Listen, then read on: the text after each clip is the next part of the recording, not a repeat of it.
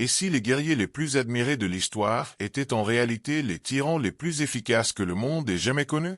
Oubliez Hollywood. Oubliez les abdos huilés, les capes rouges volant au vent, les batailles héroïques filmées au ralenti. Car derrière le mythe des Spartiates se cache une vérité bien plus sinistre, un cauchemar de sang, de silence et de domination. Tandis que les écrans modernes les glorifient comme les défenseurs de la liberté, la réalité historique les expose comme les architectes méthodiques de l'oppression totale. Dès les premières secondes, les images se succèdent à un rythme effréné. D'un côté, des reconstitutions cinématographiques de guerriers glorieux criant pour la gloire. De l'autre, des scènes oubliées des esclaves hélotes battus à mort, des nourrissons abandonnés sur les falaises du mont Égée, des foules silencieuses, terrorisées. Une voix grave résonne. Il ne défendait pas la liberté. Il l'étranglait. Cette introduction ne cherche pas à choquer pour le plaisir. Elle démonte un mensonge vieux de 2500 ans. Elle plante le décor d'un monde où la violence n'est pas accidentelle, mais institutionnelle. Où la cruauté est récompensée. Où la souffrance est un outil politique. Loin d'être une anomalie de l'histoire, les Spartiates étaient les précurseurs d'un modèle redoutable, créer une société capable de briser l'esprit humain tout en convainquant ses victimes de participer activement à leur propre asservissement. Dans cette vidéo, vous ne verrez pas 300 héros tomber avec panache. Vous découvrirez une machine d'État, froide et calculée, bâtie pour dominer sans pitié. Une cité qui a transformé l'obéissance aveugle en vertu suprême. Bienvenue à Sparte, non pas la Sparte des légendes, mais celle de la peur, du sang et du silence. Sparte n'a jamais été une cité née de la sagesse ou de la gloire. Elle est née dans le feu, la ruine et le sang. À la fin de l'âge du bronze, tandis que les anciennes civilisations s'effondraient sous le poids de guerre, famine et migration, 4 villages reculés de la vallée de Laconie décidèrent de s'unir.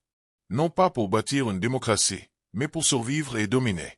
Ce n'était pas une fédération d'égal à égal, mais une fusion stratégique de guerriers sans terre, animée par l'héritage du conflit. Ce pacte donna naissance à l'une des sociétés les plus impitoyables de l'histoire, Sparte. Sous l'impulsion réelle ou mythifiée du législateur lycurgue, une nouvelle constitution vit le jour. Une constitution si extrême qu'elle effaçait tout ce qui faisait de l'individu un être humain autonome. À Sparte, il n'y avait pas de vie privée. L'enfant n'appartenait pas à sa mère, mais à l'État. Les décisions n'étaient pas guidées par la raison, la beauté ou la justice, mais par la peur de perdre le contrôle. Là où Athènes développait la philosophie, la démocratie et l'art, Sparte érigeait les murs de sa paranoïa collective. La cité renonça à la culture, au commerce, à la curiosité intellectuelle.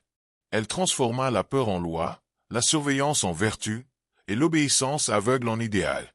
Chaque rituel, chaque loi, chaque moment de la vie spartiate avait un objectif précis. Maintenir la cohésion par la terreur et la discipline. L'honneur n'était pas la base du système. C'était un masque. Derrière ce masque, on trouvait une société crispée, fermée sur elle-même, où la loyauté était arrachée à coups de souffrance, et où la dissidence était étouffée dans l'œuf. Sparte ne s'est pas construite sur la grandeur. Elle s'est construite sur la crainte permanente que ceux qu'elle opprimait se soulèvent. Et c'est cette peur omniprésente, codifiée, célébrée, qui forma le socle véritable de sa constitution. Sparte n'a jamais été noble. Elle a été soigneusement façonnée pour survivre, peu importe le coût humain. Et dans cette volonté de survivre à tout prix, elle est devenue l'un des premiers États totalitaires de l'histoire. Au cœur de l'ordre spartiate, il n'y avait ni justice ni égalité, mais un système esclavagiste si méthodiquement cruel qu'il mérite le nom de génocide légal. Les Ilotes, population autochtone réduite en esclavage après la conquête de la Messénie, formaient près de 10 fois la population des citoyens spartiates. Cette disproportion n'était pas tolérée. Elle était gérée par la peur. Chaque année, les efforts aux magistrats spartiates déclarait officiellement la guerre aux Ilotes. Ce rituel symbolique autorisait, en toute légalité religieuse et civile, le meurtre des esclaves sans conséquences judiciaires. Ce n'était pas un acte militaire, c'était un outil de terreur. Les Ilotes portaient des bonnets en peau de chien, symbole de leur statut déshumanisé, et étaient souvent forcés de s'humilier publiquement, chantant des chants moqueurs, dansant comme des bouffons, ou servant ivres lors des banquets pour instruire les jeunes Spartiates sur la vergona.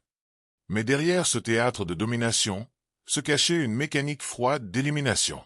Ceux jugés trop intelligents, trop influents, ou trop courageux, étaient marqués. L'historien Thucydide rapporte un épisode glaçant, 2000 Ilotes à qui l'on avait promis la liberté pour leur bravoure furent rassemblés, puis mystérieusement disparurent.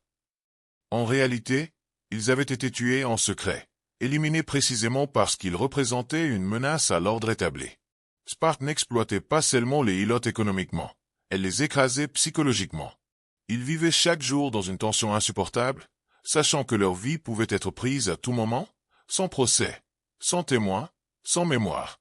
Il ne s'agissait pas d'un esclavage traditionnel, mais d'un système pensé pour briser toute résistance avant même qu'elle ne naisse. Sparte avait transformé la peur en politique d'État, l'extermination en routine bureaucratique et l'injustice en vertu religieuse. Ce n'était pas une déviance occasionnelle, mais une pierre angulaire du modèle spartiate. Les Ilotes n'étaient pas seulement des esclaves. Ils étaient les victimes d'un appareil étatique dont la survie dépendait de leur terreur quotidienne.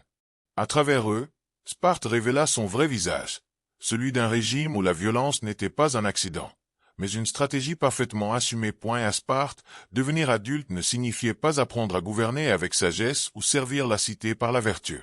Cela signifiait apprendre à tuer discrètement, sans émotion, sans trace. C'est tout le sens de la crypteia, l'institution la plus secrète et la plus terrifiante du système spartiate. Vers l'âge de 20 ans, les jeunes Spartiates jugés les plus prometteurs n'étaient pas envoyés sur le champ de bataille, mais dans l'ombre. Armés uniquement de dagues et de silence, ils étaient chargés de traquer et d'assassiner les Ilotes dangereusement intelligents, ceux qui pensaient, parlaient ou s'organisaient au-delà du seuil acceptable. Ces jeunes hommes, souvent issus des meilleures lignées, recevaient leur mission comme un rite de passage. Tuer sans être vu, tuer sans être entendu, tuer sans remords. Pendant des jours, ils observaient leurs cibles, se mêlant aux collines et aux champs de la Laconée. Informés par un réseau d'espions Ilotes eux-mêmes contraints de trahir les leurs sous la menace, ils identifiaient les individus les plus charismatiques, les plus éduqués, les plus résistants. Et puis, une nuit, ces personnes disparaissaient. Aucun procès, aucun avertissement, aucun cadavre laissé derrière. Seulement le silence. Et la peur. Cette terreur méthodique n'avait rien de spontané.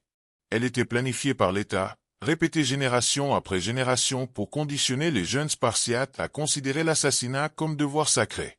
Le but n'était pas simplement d'éliminer les meneurs potentiels d'une rébellion, mais de modeler une jeunesse tyrannique, froide, capable de gouverner sans conscience. La crypteia enseignait non seulement à tuer, mais à aimer cela. Chaque jeune Spartan qui revenait de cette chasse devenait non pas un homme, mais un instrument du régime. Ces adolescents apprenaient que la loyauté envers l'État surpassait toute morale, que la vie humaine n'avait de valeur que dans sa soumission, et que le pouvoir s'acquérait dans le sang. En façonnant ainsi ses futures élites, Sparte ne formait pas des guerriers honorables, mais des prédateurs politiques, des agents du contrôle absolu, capables de maintenir l'ordre par la terreur. Derrière les récits glorieux de discipline et d'honneur, se cache une vérité glaçante. Les héros de Sparte étaient fabriqués dans le meurtre. À Sparte, l'enfance n'était pas une période d'innocence, c'était un champ d'entraînement à la cruauté. À l'âge de 7 ans, chaque garçon spartiate était arraché à sa famille pour entrer dans l'agogé, un système d'éducation militaire conçu non pour former des hommes, mais pour détruire l'humain en eux. Dès leur arrivée, ces enfants étaient soumis à un régime brutal de privation. Faim chronique, vêtements inadaptés, absence de chaleur, hygiène aux soins. Ils dormaient sur des paillasses de roseaux, se nourrissaient de ce qu'ils parvenaient à voler et si l'on les attrapait, ils étaient battus non pour avoir volé, mais pour s'être laissés prendre. Chaque geste, chaque regard, chaque faiblesse était surveillée. Pleurs, compassion ou fatigue étaient interprétés comme des trahisons envers l'idéal spartiate. Plus que la souffrance physique, c'est la dissolution psychologique qui faisait de l'agogé une fabrique de monstres. Les enfants étaient forcés d'humilier, de battre, voire de tuer leurs camarades, non par nécessité, mais pour prouver leur loyauté au collectif. L'individu était effacé, remplacé par un automate de l'État. Les instructeurs encourageaient la délation, la compétition destructrice et l'extinction de toute empathie. Avoir pitié d'un plus faible? Punissable. Défendre un ami blessé? Punissable. Montrer du chagrin ou de l'amour? Punissable. Dans cette école de l'obéissance absolue, la compassion était un crime, et la brutalité, une vertu. Pire encore, les plus cruels étaient récompensés. On leur confiait le commandement, l'honneur, la fierté. L'agogé ne construisait pas des guerriers courageux. Elle forçait des enfants à devenir les outils dociles d'un système fondé sur la terreur. Ce processus de déshumanisation ne prenait pas fin à l'âge adulte, il laissait des cicatrices mentales indélébiles. Ces garçons devenaient des hommes incapables d'aimer, de douter ou de désobéir exactement ce que l'État spartiate exigeait. Sous l'illusion de discipline et de grandeur, se cachait une réalité glaçante, une génération entière élevée dans la douleur pour mieux maintenir un ordre fondé sur la peur. L'Agogée n'était pas une école militaire. C'était une machine à broyer l'âme, où le sang des enfants nourrissait l'idéologie de la violence, sacré point à première vue. Les repas communs des Spartiates pouvaient sembler être des moments de fraternité et de partage. Mais en réalité, la salle à manger spartiate était un théâtre de guerre psychologique. Chaque jour, les citoyens devaient se rassembler pour des banquets ritualisés appelés syssitia, où la nourriture était secondaire face à l'objectif principal, surveiller, juger, humilier. Ces repas étaient tout sauf conviviaux. Ils fonctionnaient comme des arènes verbales, où l'ironie, la méchanceté et les attaques personnelles étaient encouragées. Les hommes s'y affrontaient non avec des armes, mais avec des mots acérés. Le silence, la faiblesse ou l'hésitation y étaient interprétés comme des preuves d'indignité. Les Spartiates pratiquaient un art du langage qu'on appelait la répartie laconique, où la cruauté exprimée en peu de mots était un signe d'intelligence et de loyauté à l'ordre établi. Chaque phrase, chaque sourire dissimulait une menace. Et derrière chaque regard, il y avait un espion. Car ici, tout le monde observait tout le monde. Aucun écart ne passait inaperçu. Une critique mal formulée, un mot de trop, un soupçon de pitié, et l'homme pouvait être dénoncé, exclu, brisé. Le moindre faux pas lors d'un syssitium menait à l'expulsion immédiate. Et cette expulsion n'était pas qu'une humiliation. Elle signifiait la mort sociale. Un Spartiate exclu ne pouvait plus participer à la vie militaire ni politique. Il perdait son statut, son honneur, sa voix. La pression de cette possible éjection créait un climat d'anxiété constante. Pour survivre dans ce microcosme impitoyable, il fallait être à la fois bourreau et complice. Même les contributions matérielles à ces repas étaient obligatoires. Ne pas fournir la quantité de nourriture exigée, que ce soit par pauvreté, malchance ou incapacité, était puni sans pitié. Ainsi, la faim elle-même devenait un outil de contrôle social, accentuant la paranoïa et la dépendance. Ces repas, loin d'être des lieux de cohésion, étaient des espaces de domination collective, d'obéissance surveillée et d'humiliation ritualisée. Ils incarnaient l'obsession spartiate pour la conformité et la terreur psychologique, déguisées sous les apparences d'une tradition communautaire. Dans la salle à manger spartiate, la camaraderie était un masque, et chaque bouchée avalée pouvait cacher un poison invisible, la peur d'être le prochain à tomber en disgrâce. Les femmes spartiates ont souvent été présentées comme des figures d'émancipation dans l'Antiquité, fortes, sportives, éduquées. Mais cette soi-disant liberté n'était en réalité qu'une forme d'instrumentalisation totale au service de l'État militariste. Dès leur plus jeune âge, les filles étaient soumises à un entraînement physique rigoureux, non pas pour la guerre, mais pour produire des enfants robustes, futurs soldats du régime. Leur corps appartenait à la cité, leur sexualité était surveillée, et leur grossesse était planifiée comme des campagnes militaires. L'amour personnel, inexistant. Le mariage, un devoir civique. Leur fonction première était biologique, être des matrices pour la guerre. La société spartiate ne leur laissait aucun droit sur leurs émotions. Lorsqu'un fils mourait au combat, la mère ne devait pas pleurer, mais afficher une joie publique. Toute tristesse était considérée comme faiblesse et trahison. Les femmes qui osaient pleurer leurs enfants morts risquaient l'humiliation, voire la marginalisation. La douleur maternelle était un crime contre l'État. Leur valeur se mesurait à leur capacité à sacrifier sans trembler, à féliciter la mort plutôt qu'à la plairer. La maternité n'était pas un lien intime, mais une fonction d'État militarisé. Le contrôle allait encore plus loin. À la naissance, les nouveau-nés étaient inspectés par des magistrats. Ceux jugés défectueux, mal formés, faibles ou simplement jugés non viables étaient abandonnés aux falaises du mont Égette, livrés aux bêtes ou à la mort par exposition. Cette pratique n'était pas une exception tragique. C'était une politique eugéniste assumée, qui traitait la vie humaine comme un produit à trier. Les mères de ces enfants n'avaient pas leur mot à dire. Pleurer ces bébés rejetés, c'était risquer d'être accusé de subversion.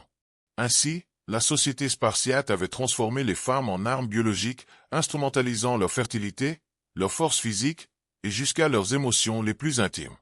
Leur corps était dressé pour enfanter la guerre, leur cœur pour ne jamais faiblir, même face à l'horreur. Loin d'être libres, elles étaient les gardiennes involontaires d'un système d'oppression, formées à se réjouir de la mort de leurs propres enfants, à accepter l'élimination des indésirables et à réprimer toute humanité au nom de l'État. Dans cette dystopie antique, la maternité elle-même était militarisée et l'amour maternel effacé par décret. L'économie spartiate, souvent idéalisée comme simple et égalitaire, reposait en réalité sur un système brutal d'exploitation esclavagiste déguisé sous les traits de l'ordre et de la piété. Les Ilotes, une population asservie et largement majoritaire, étaient la véritable colonne vertébrale de la richesse spartiate. Ce sont eux qui cultivaient les terres, élevaient le bétail, produisaient les ressources essentielles, mais sans jamais posséder quoi que ce soit. Ils travaillaient jusqu'à l'épuisement pour un maître qui ne produisait rien lui-même. En échange, ils recevaient uniquement le droit de survivre, et encore, sous une surveillance constante et violente. Le commerce était formellement interdit aux citoyens spartiates. Non pas par ascétisme, mais pour préserver une élite militaire parasitaire qui se considérait au-dessus des réalités économiques.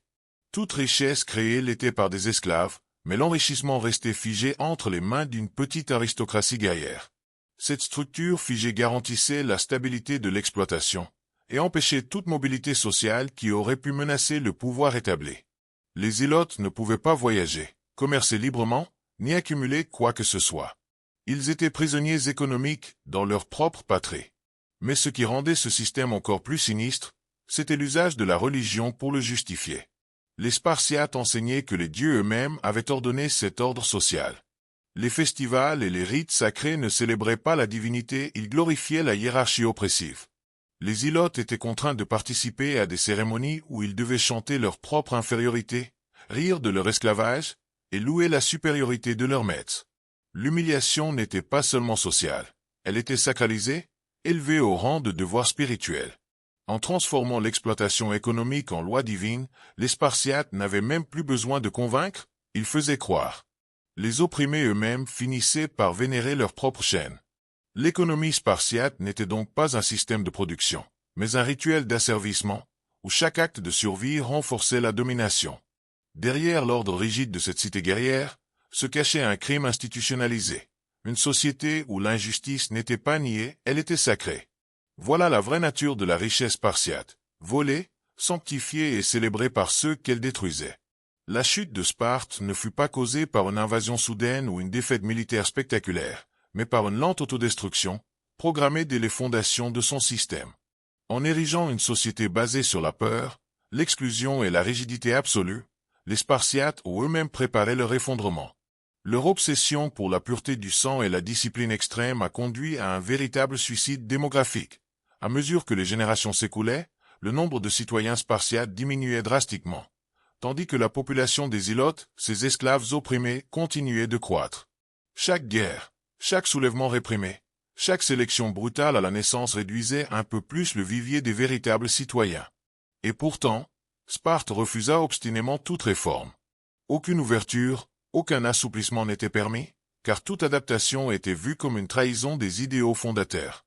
Cette rigidité, présentée comme une force, devint leur plus grande faiblesse. Alors que le reste du monde grec évoluait, commerçait, innovait, Sparte restait figée dans une vision archaïque d'elle-même, incapable de répondre aux défis du changement. La société s'épuisa lentement, comme un organisme incapable de se régénérer. Ce n'était pas un effondrement soudain, mais une agonie prolongée, étouffée par son propre poids. Ce qui rend cette fin encore plus tragique, c'est ce qui vint après. La Sparte qui faisait jadis trembler ses voisins devint une curiosité pour l'Empire romain. Les ruines du pouvoir furent transformées en théâtre pour touristes, où des acteurs rejouaient les anciens rituels de flagellation, les sacrifices symboliques, les chants guerriers. Ce qui fut autrefois un mécanisme de terreur réel devint un spectacle exotique, vidé de son essence, offert à des visiteurs étrangers en quête de frissons historiques. Sparte n'était plus qu'une caricature d'elle-même, un musée vivant de la brutalité passée. Et pourtant, les échos de cette tyrannie n'ont pas disparu. Le modèle spartiate, contrôle total, glorification de la violence, écrasement de l'individu au nom de l'État, a continué à inspirer les régimes autoritaires à travers les siècles. Sparte est morte, mais son héritage toxique hante encore l'histoire. C'est cela le paradoxe ultime. La tyrannie s'effondre toujours, mais ses méthodes survivent. Elle s'adapte, se transforme, et réapparaissent là où on ne les attend pas. Comprendre la fin de Sparte, c'est reconnaître les signes avant-coureurs de toutes les dictatures à venir. Les véritables Spartiates ne se contentaient pas de tuer. Ils façonnaient des esprits capables de remercier pour leur propre mise à mort.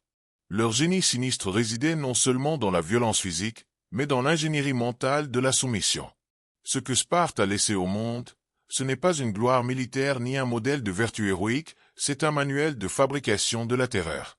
Leurs méthodes ont traversé les siècles, infiltrant les régimes totalitaires les plus sombres de l'histoire moderne. Ce que les Spartiates ont perfectionné est la déshumanisation systématique, la propagande d'État, la glorification de la souffrance, l'effacement de l'individu, a été repris, peaufiné et redéployé par les dictatures les plus brutales. De l'Allemagne nazie à la Corée du Nord, de l'Union soviétique stalinienne aux dictatures militaires contemporaines, on retrouve les empreintes psychologiques de Sparte, surveillance constante, embrigadement de l'enfance, punition du doute et culture de la délation. Ce ne sont pas des coïncidences historiques, mais des héritages idéologiques. Ce que Sparte a démontré, c'est que le contrôle le plus absolu ne s'exerce pas par les armes, mais par la croyance. Quand on conditionne les masses à voir la souffrance comme noble, la soumission comme force, et la mort comme honneur, la tyrannie n'a plus besoin de chaînes, elle s'inscrit dans l'équerre.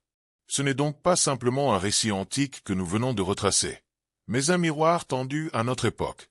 Chaque fois qu'un gouvernement glorifie l'obéissance aveugle, chaque fois que l'on célèbre la discipline au détriment de l'empathie, chaque fois qu'on enseigne que la douleur est une vertu, l'ombre de Sparte revient. Les capes rouges s'estompent, les lances disparaissent, mais le regard froid du pouvoir sur les foules obéissantes demeure. Les dernières images défilent, les guerriers spartiates s'effacent lentement, remplacés par des policiers en tenue anti-émeute, des affiches de propagande moderne, des foules soumises. Et la voix finale murmure, ce n'est pas de l'histoire ancienne. C'est un avertissement.